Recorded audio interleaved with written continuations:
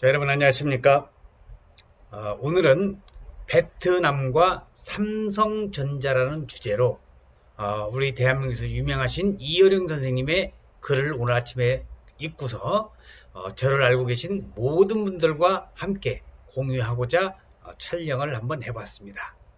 저는 아침에 이 글을 읽고서 우리 대한민국 국민들과 내 조국 대한민국을 다시 한번 생각하게 되었습니다.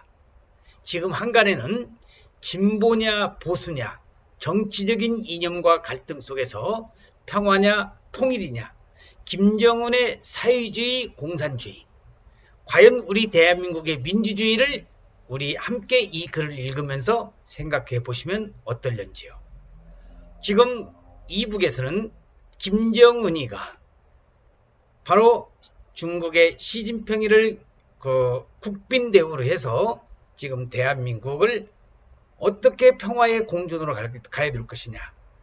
핵이 없는 세계 또는 미국과 중국, 일본 또는 러시아와 이런 강대국에 휩싸여 있는 우리 대한민국이 과연 어떻게 이 난국을 헤쳐나가야 될 것인가를 생각을 하면서 작금의 현 시대의 상황에서 지금 오늘 이어령 선생님의 글을 읽고 저는 나름대로 이게 과연 말이나 될 뻔한 일이냐 하는 것을 생각해 보게 되었습니다.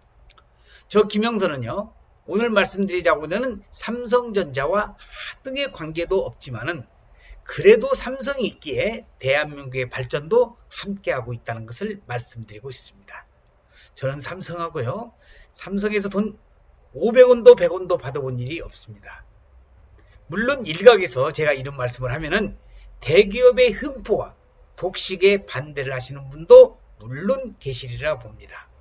아래 글을 읽으시고 여러분들의 진솔된 의견을 한번 저는 나누고 싶습니다. 방송을 들으시고 난 다음에 댓글이라도 한 줄 달고 가시면 어떨는지요. 오늘 하루도 화이팅을 잊혀보면서 베트남과 삼성전자에 관련된 내용을 말씀드릴 수 있도록 하겠습니다. 베트남 하노이 서북 쪽에 박린성의 삼성전자 베트남 공장에는 24,000명의 베트남 직원이 일하고 있다고 합니다. 그 베트남 구내식당에서 밥을 먹는 직원들은 한 손에는 숟가락을, 한 손에는 젓가락을 들고 있으면서 두 손으로 식사를 하니 그만큼 속도도 밥 먹는 속도도 빨라 보인다는 겁니다. 시간을 아끼겠다는 거죠. 손재주가 뛰어난 것은 대한민국입니다. 그렇지만 베트남 사람들은 마찬가지로 우리나라 사람과 마찬가지로 휴대전화 만드는 작업을 굉장히 빨리 익히는 편이라고 합니다. 한 10여 년 전으로 돌아가서 삼성전자는 2008년 경북 구미에 휴대전화 사업장을 확장하는 방안과 해외의 공장을 신설하는 방안 이 두 가지를 놓고 검토한 끝에 베트남 진출로 최종 결론을 내렸습니다. 왜? 여러 가지 이유가 있겠지만 첫 번째로 베트남의 인건비는 아주 쌉니다.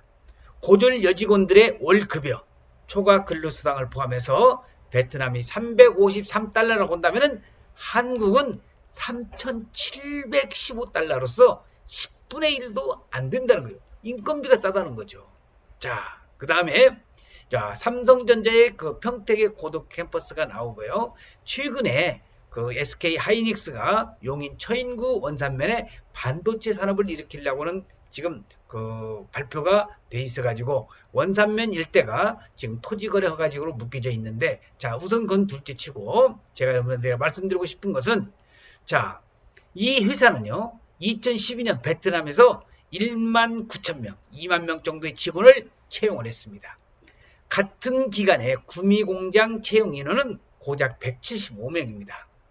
공장 인근 200km 이내에 경상도도 있고 전라도도 있고 충청도에서 고등학교 졸업생을 모집하지만 대부분 공장 일에는 손사래를 칩니다.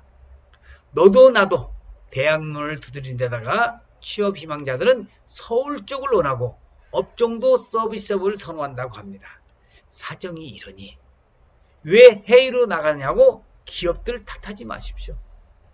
해외로 나가는 기업들이 대한민국의 여건이 일하는 조건이라든지 직업 공장의 규제라든지 수없이 많은 이런 규제가 있기 때문에 저는 기업들 탓하는 것도 우리가 그것은 넌센스라고 저는 생각을 하고 있습니다. 자, 업무 숙련 속도는 초기에는 한국 근로자가 빠르지만요. 베트남 직원들도 3개월이 지나면 어피스돼 된답니다. 냉방시설이 갖춰진 공장이 집보다 훨씬 시원해서 직원들이 잔업을 더 시켜달라고 조르는 판인데 베트남 정부는 삼성전자의 공장 부지 약 34만 평을 또 공짜로 내놓았습니다. 법인세는 4년 동안 한 푼도 안 내고 그 이후에 12년간 5%, 다음 34년 동안은 10%를 내면 되는 거예요. 한국은 이 세금이 얼마인 줄 알아요? 22%야. 비교가 안 됩니다. 거기에다가 수입관세와 부가가치세는 면제되고 전기, 수도, 통신비는 절반 수준입니다. 정부가 통제하니 노조가 파업해도 내신하고 대충 끝납니다. 베트남 정부는 2만여 명에게 번듯한 직장을 선사한 한국의 대기업에 무척 고마워하고 있는 실정이죠. 자, 이게 삼성전자가 지금 평택 고덕 신도시에 짓는 현장인데, 자, 이 노조가 파업한다. 지금 대한민국의 말입니다. 노조, 여러분들 많이 들어보시지만 귀족노예가 있고, 민노총이 있고, 한노총이. 참 저는 제가 노조를 무시한다는 게 아닙니다. 언제부터 대한민국이 주 5일 근무가 있었고 최저임금제가 있었고요. 그 노조가 이제는 경영자야. 저는요, 노조에 관련되신 분들이 이 내용을 들으면 또 어떻게 생각할지 모르지만 노조라든지 이거 대한민국의 민주주의 이거 아닙니다. 저는 박정희 대통령하고 관련이 없지만은 제가 중학교 다닐 때 한국적 민주주의라는 말을 저는 배웠습니다. 대한민국은요, 한국적 민주주의야. 서구식 민주주의가 아니라는 겁니다. 그래서 우리 실정에 맞는 민주주의가 있으면서 지금 국제노동기구 ILO에서 무슨 근무시간 최저라든지 노조라든지 이런 문제, 진짜 대한민국 문제가 너무너무 심각합니다. 삼성이라든지 또는 대기업체, 특히 현대 같은데 노조, 귀족 노조죠. 자, 노조를 얘기해도 지금 끝이 없는 입장이지만은 삼성전자는요, 그 호찌민에 1조 원을 들여서 가정공장 건설도 지금 추진하고 있습니다. 축구장 100개만은 크기랍니다. 비즈니스 환경을 개선할 생각은 않고요.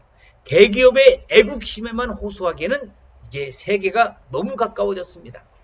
정부의 규제와 노조의 횡포에 휘둘리는 것보다 임금이 싼 해외로 이전하지 않는 것이 오히려 이상한 삼성이다, 현대다, SK다. 삼성전자 본사가요, 국위로 이전한다면 막을 방도가 없습니다. 당신은 이 나라를 사랑합니까?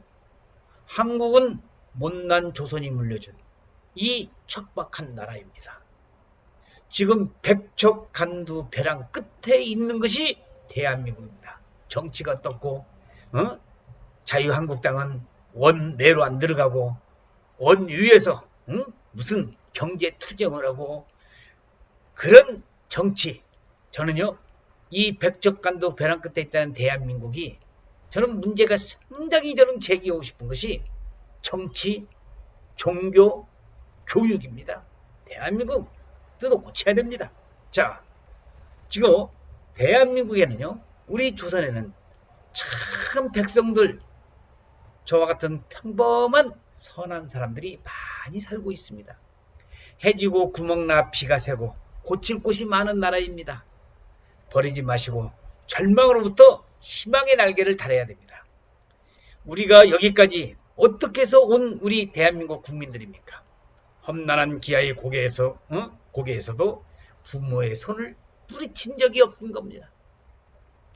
아무리 위험한 전쟁의 들판이라도 등에 업은 자식을 내려놓지 않았습니다. 남들이 앉아있을 때 걷고 그들이 걸으면은 우리 선배들은, 우리 조상들은 뛰었습니다.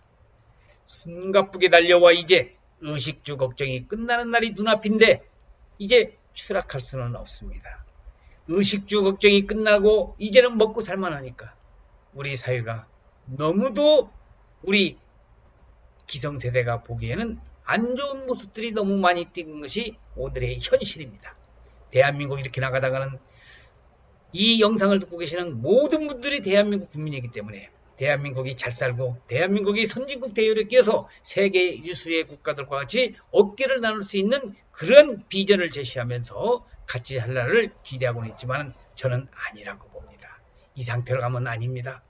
오늘 아침에도 뉴스를 보니까 김정일이는 시진핑을 초대해서 국빈대우를 한다든지 지금 미국과 일본과 대한민국 또는 러시아 문제는 어떻게 통일의 문제는 어떻게 해야 될 것이고 정치판은 완전히 한마디로 말해서 개판이고 노조는 자기가 경영주가 아니면서도 경영자 생활을 경영을 다 하려고 하는 그런 역할을 하고 있고 최저임금제다 해가지고 우리 식당에 가면은 이제는 근로자가 없어요.